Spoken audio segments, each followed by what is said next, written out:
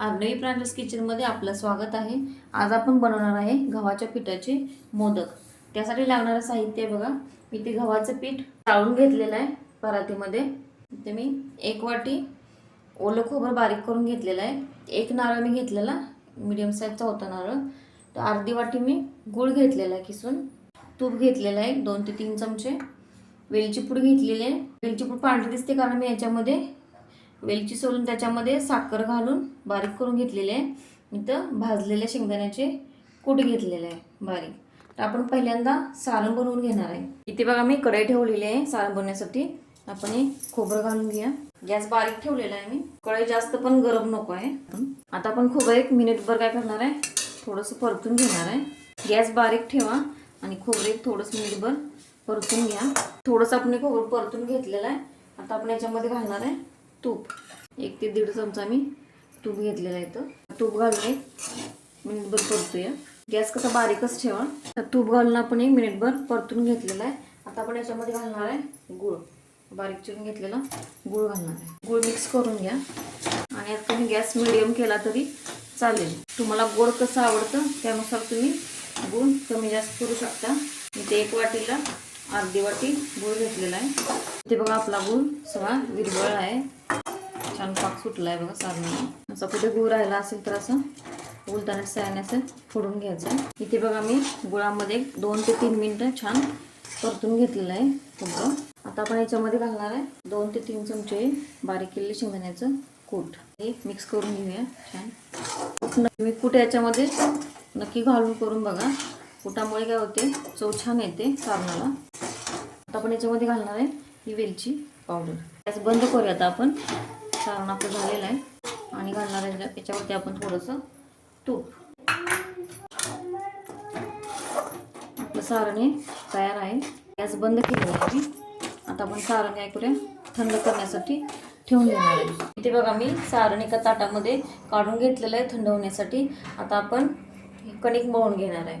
ते गव्हाचे पीठ मी चाळून घेतलेलं आहे। आता आपण मळूया कणिक। थोडंसं मीठ घालूया याच्यामध्ये, आपण मिक्स करून घेऊया मीठ। थोडं थोडं पाणी घालत आपण पीठ मळून घेऊया। इथे बघा आपली छान अशी मऊ कणिक मळून झाली आहे बघा। जास्त पातळी करायची नाही, जास्त घट्ट नाही, अशी मळायची कणिक। आता आपण याला तेल लावून घेऊया। जरा थोडंसं तेल लावूया आपण कणकेला। थोडंसं तेल लावून आपण मळून घेऊया। इथे बघा आपण कणिक 10 मिनिटं भिजत ठेवणार आहे। अशी ठेवून देऊया, नंतर आपण मोदक बनवूया। आपली कणिक भिजलेली आहे चांगली। आता आपण मोदक बनवण्यासाठी छोटे छोटे गोळे बनवून घेऊया। तुम्हाला जेवढ्या आकाराचा मोदक हवा आहे त्यानुसार तुम्ही गोळे बनवून घ्या। थोडासा पिठाचा हात घेतला तरी चालेल गोळे बनवताना। अशा पद्धतीने आपण गोळे बनवून घेऊया। इथे बघा मी अशा पद्धतीने गोळे करून घेतलेले आहेत। आता आपण हे लाटून घेऊया। जे आपण लाटून लाटणार आहे, पीठ लावून घेतलेलं आहे गोळ्याला, जास्त जाड नाही। अशा पद्धतीने आपण ही लाटिंबी लाटून घेणार आहे। काढ्याचे पातळ करा, म्हणजे जी मोदकाची शेंडी असते ती जाड होणार नाही। इथे बघा मी अशा पद्धतीने ही लाटिंबी लाटून घेतलेले, जास्त जाडही नाही जास्त पातळही नाही। आता आपण अशा पद्धतीने लाटिंबी लाटून घेणार आहे। इथे बघा मी अशा पद्धतीने 4 ते 5 लाटिंब्या लाटून घेतलेल्या आहेत। 5 लाटिंब्या लाटलेत मी। आता आपण भरून घेऊया। एकदम जास्त पण नको लाटून घ्यायला, कारण सुकून जातील लाटिंब्या त्या। आता आपण काय करूया, मोदक भरूया। सारण जरा जास्त भरा।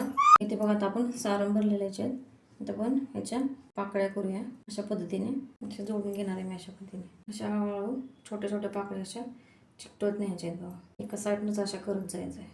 आणि परत या पाकळ्या अशा एकदम अशा जवळ आणून अशा चिकटवून घ्यायच्या आहेत बघा। अशा पद्धतीने बघा छान पाकळ्या पडलेत मोदकाला आपल्या। अशा पद्धतीने आपण सर्व बनवून घेऊया। इथे बघा मी दुसरा मोदक घेतलेला आहे भरायला बघा। अशा पद्धतीने थोडे थोडे अशा चिकटवत जायचं बघा। एका साईडून असं फिरवत जायचं असा मोदक असे चिकटवायचे। जेवढ्या छोट्या छोट्या करचाल तेवढा मोदक तुमचा छान दिसेल। अशा पद्धतीने बघा हे आता उचलून असं चिकटवायचं आहे, एकत्र करायचे अशा मध्ये आणून अशा पद्धतीने। आपले सगळे 17 ते 18 मोदक झालेले आहेत एका नारळाचे बघा। अशा पद्धतीने सर्व मोदक बनवून घेतलेले आहेत। आता आपण मोदक हे उकडून घेणार आहे। त्यासाठी मी पातेल्यामध्ये पाणी गरम करायला ठेवलेलं आहे आणि या चाळणीला मी आता तेल लावून घेतलेलं आहे। तर चाळण ठेवून देऊया। एक एक करून मोदक आपण याच्यावरती ठेवूया. चाळणीला तेल लावून घ्या तर मोदक खाली चिकटणार. इथे बघा मी मोदक ठेवलेले आहेत चाळणीमध्ये सगळे. आता आपण याच्यावरती झाकण ठेवूया. माझे 5 मोदक शिल्लक राहिलेले याच्यामध्ये बसलेले नाहीत. आपण याला तर थोडी वाफ आणणार आहे, नंतर हे 5 मोदक आपण ठेवणार आहे. मोदक असे एकदम चिकटून ठेवू नका, तर ते फुटणार मोदक, ते एकमेकाला चिकटले की. आता आपण झाकण ठेवूया. 2 मिनिटं वाफ आली की नाही, मग आपण हे राहिलेले मोदक त्याच्यावरती ठेवून देणार आहे. इथे बघा 2 मिनिट झालेले आहेत. थोडी वाफ आली बघा मोदकाला अशी. आता आपण हे राहिलेले मोदक याच्यावर ठेवून देऊया. आता हे मोदक याला काय होणार नाही, चिकटणार नाहीत. अगोदर तुम्ही ठेवले तर चिकटणार. काय होतं, एकदम आपले मोदक बसत नाहीत. मग हे असं करायचं, थोडीशी वाफ येऊन द्यायची आणि नंतर बाकीचे राहिलेले मोदक ठेवून द्यायचे. आता एक 10 मिनिटं आपण हे मोदक वाफवून घेऊया. गॅस कसा मीडियम ठेवा आणि वाफवून घ्या. इथे बघा आपले मोदक उकडले कसे बघूया. आपले मोदक तयार आहेत. एक 7 ते 8 मिनिट लागले तर आपल्याला मोदक व्हायला. आता आपण गॅस बंद करूया. हे चाळण काढून घेऊया. इथे बघा हे गरम गरम मोदक होतात, असे निघत नाहीत. आपण काय करणार आहे, एकदम गरम असतानाच हे मोदक या ताटामध्ये असे पालथे घालून घेणार आहे, म्हणजे हे निघतात लगेच. थंड होईपर्यंत ठेवले तर काय होणार, ते मोदक चाळणीला चिकटून राहणार. अशा पद्धतीने बघा हा मोदक लगेच निघतो. पण असं तो एक जर काढला तर तो निघणार नाही.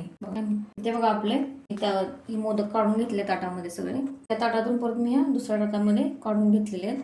बघा तुम्ही अशा पद्धतीने हे मोदक नक्की करून बघा. तुम्हाला दावते एक मोदक फोडून कसं झालं आहे. तो खूप मऊ झालेले आहेत मोदक, हे बघू शकता तुम्ही. बघा छान झालेले आहेत. आतून पण खूप असे पाक कसा झाला आहे बघा, सुटलेलं चांगलं, याला मऊ झालेले आहेत छान. तुम्ही अशा पद्धतीने नक्की मोदक करून बघा आणि कमेंटमध्ये सांगा कसे झाले ते. तुम्ही आमच्या चॅनलला लाईक करा, शेअर करा, सबस्क्राईब करा. धन्यवाद.